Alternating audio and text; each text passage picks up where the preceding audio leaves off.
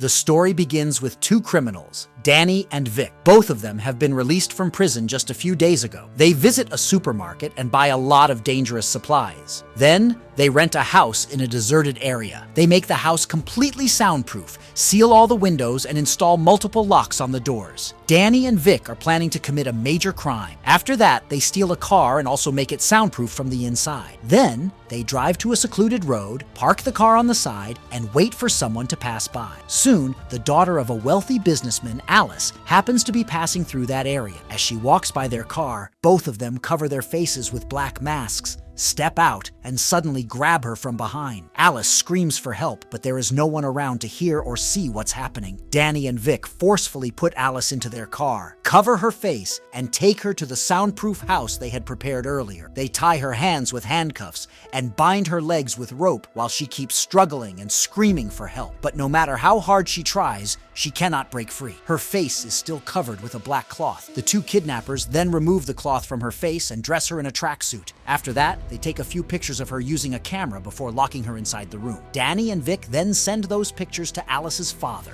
demanding a ransom of $2 million in exchange for her release. Their plan is simple: get the money from Alice's father, hand her over, and then flee to another city to start a new life. Whenever Danny and Vic visit Alice, they always wear masks to hide their identities. They are extremely cautious, making sure that the police do not track them down. Among the two, Danny is the softer one. He doesn't want to harm Alice too much because this is his first time kidnapping someone. However, Vic is a hardened criminal who has committed such crimes multiple times before. He is ruthless and cold-blooded, so Danny has no choice but to follow his lead. Danny feels nervous and struggles to carry out the plan properly. He is so disturbed that he even stops eating. Noticing this, Vic encourages him, reminding him that if they make any mistakes, they will end up back in prison. After this, Vic and Danny go to Alice and remove the cloth from her face. Vic sternly warns her, "If you scream or try to escape, I'll kill you. It's in your best interest to do exactly as I say." Vic then feeds Alice some food and gives her water,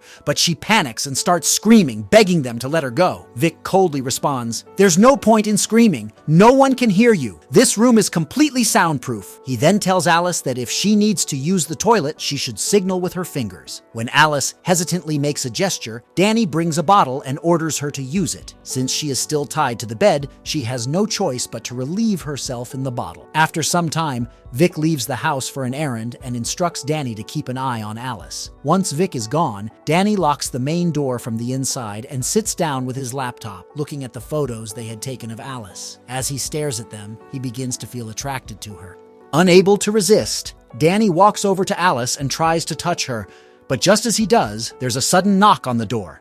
It's Vic. Panicked, Danny quickly locks Alice's room and rushes to open the main entrance. Vic steps inside and informs him that Alice's father has refused to pay the ransom. Now, they must take things further to force him into compliance. Vic and Danny enter Alice's room and Vic commands, "Tell your father to pay up or we'll kill you!" Danny then turns on the camera and holds a knife to Alice's throat, forcing her to plead for her life. Terrified, Alice looks at the camera and begs her father, "Please, just give them what they want, otherwise they'll kill me!" She sobs, desperately pleading for her life. After recording the video, Vic and Danny send it to Alice's father. Later that night, while Vic is away, Danny checks on Alice. She signals with her fingers that she needs to use the toilet for a longer time. Danny brings a bucket and unchains one of her hands along with the rope around her legs, instructing her to use it while keeping his gun pointed at her to prevent any escape attempts.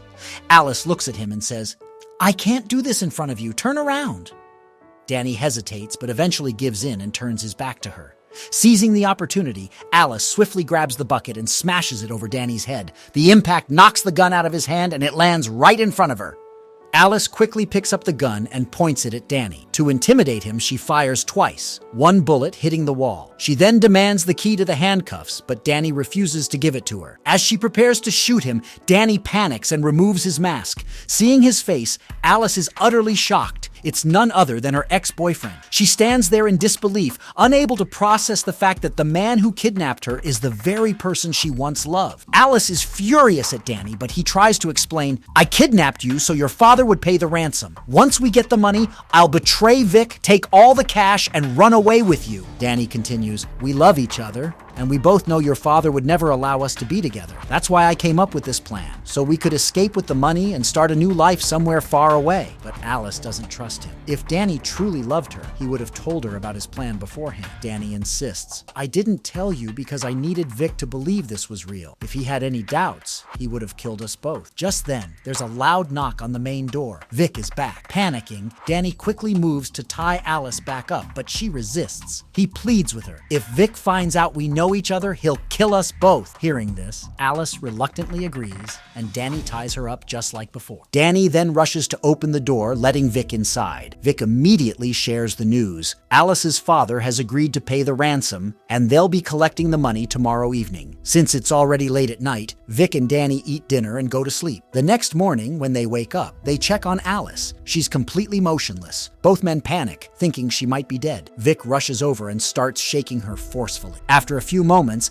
Alice stirs slightly, and they both breathe a sigh of relief. Vic then begins feeding Alice while Danny stands nearby. As they do, Alice and Danny both notice a bullet lying on the floor, the same one Alice had fired the other night to scare Danny. Danny immediately realizes he needs to get rid of it before Vic sees it. He subtly moves toward it, but Vic orders him to stay put. Vic finishes feeding Alice, but as he moves, he accidentally drops the spoon near the bullet. Seizing the opportunity, Danny quickly picks up both the spoon and the bullet before Vic notices anything. He then hurries out of the room and rushes into the bathroom. Desperate to dispose of the evidence, Danny tries flushing the bullet down the toilet. But no matter how many times he flushes, the bullet won't go down. Standing outside, Vic hears the repeated flushing and grows suspicious.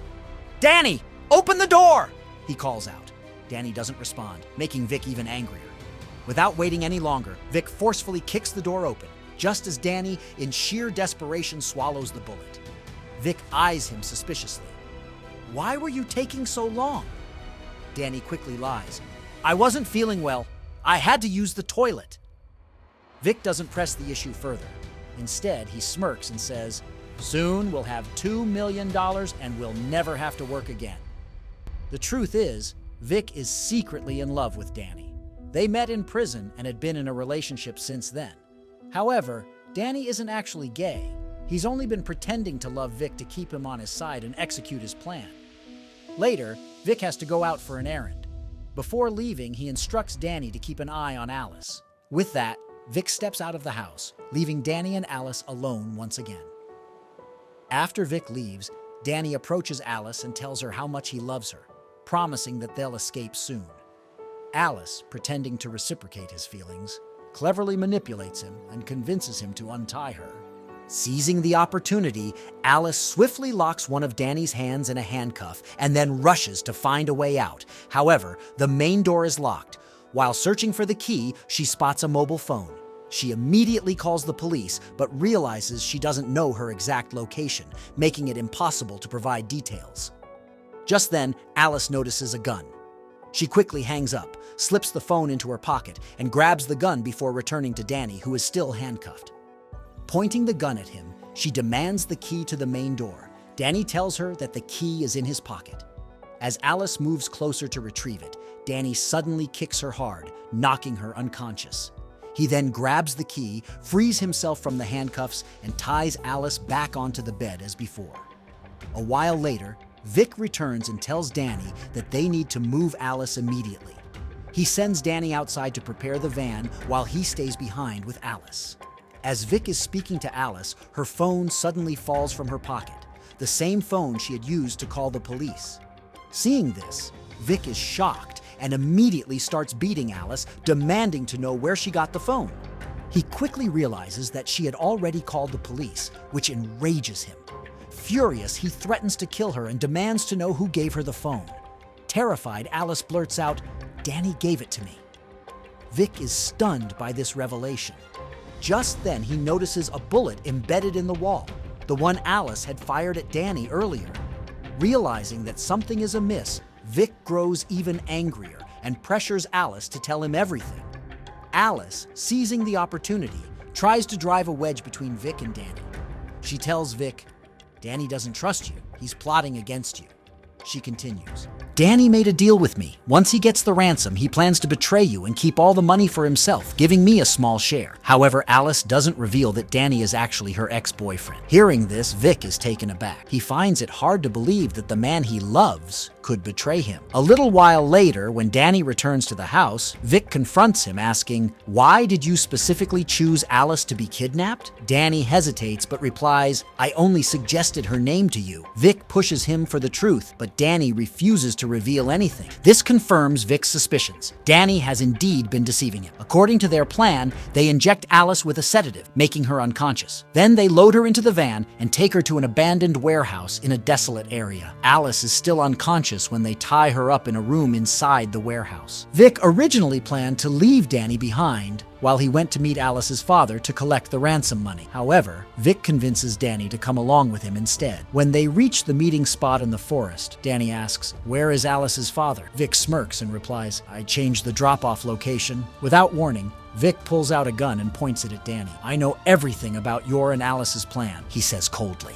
Danny panics and begs for forgiveness, but Vic refuses to let him off the hook. Sensing an opportunity, Danny suddenly dodges and makes a run for it. Vic fires his gun, and the bullet strikes Danny, injuring him. However, Danny manages to escape and hide. Vic searches for him for a while, but ultimately gives up. Frustrated, he drives to the new meeting location where Alice's father is waiting. Vic successfully collects the $2 million from Alice's father. After this, Vic arrives at the warehouse, parks his car, and leaves the bag full of money inside before heading toward Alice. Just as he is about to inject her with a lethal dose of poison, Danny arrives and snatches Vic's gun, aiming it at him. Inside the warehouse, Alice finally learns the shocking truth that Vic and Danny were in a relationship. This revelation leaves her stunned. As Vic attempts to wrestle the gun away from Danny, Danny shoots him. Alice assumes that Danny will now rescue her, but since she had betrayed him by revealing his plan to Vic, Danny chooses to leave her tied up and walks out of the warehouse. Outside, he spots Vic's car with the bag of money inside. Overjoyed, he quickly gets in and drives off, hoping to reach a hospital to treat his gunshot wound. Meanwhile, Alice remains tied up inside the warehouse, screaming for help. Vic,